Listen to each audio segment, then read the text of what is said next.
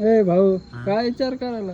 काय नाही तुला माहित आहे का, लहानपणी माझ्या घरी पाहुणे यायचे ना, हो. तर ते पाहुणे ना मला बघून काय म्हणायचे माहित आहे का, भाऊ आम्हाला पाणी आण ना प्यायला, पण हात धुवून आण, माहित आहे का. म्हणजे त्याला वाटत की हे लयच घाण राहतंय काय नो. मग मी बी लय गेलेलो होतो माहित आहे का. मी काय करायचो माहित आहे का, त्याला पाणी आणायला जायचो, नाकात बोट घालून त्याला पाणी त्याच हाताने द्यायचो माहित आहे का. आणि मग बोट बी त्याच्यामध्ये घालायचो ते पाहुण्याला. मग मी एवढा डेंजर होतो म्हणजे का, त्याला काय वाटायचो की लयच घाण दिसतोय, लयच मला हात धुवून पाणी द्या म्हणायचे माहित आहे का. मग मी काय त्याला द्यायचो पाणी, तसंच नाकात बोट घालायचो द्यायचो. ते मला म्हणायचे लय खारट लागत आहे ना पाणी. मग मी त्याला काय म्हणायचं माहितीये का, आमच्या इथं ना बोरचं पाणी ना त्याच्यामुळे हे खारट लागत आहे.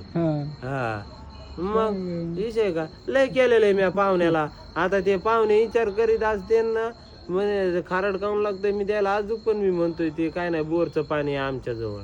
अजून पण मी तसंच करतोय मला कोणी पाणी मागितल्यावर माहित आहे का. ते पाहुणे आहेत का अजून? आहेत पाहुणे ते. हा आता त्यांच्या पसरू किड जाते. जाऊ दे. लय सांगते तुला. पाणी तर नाही ना मागणार दुसरे मला. येणार की नाही तुमच्याकडे?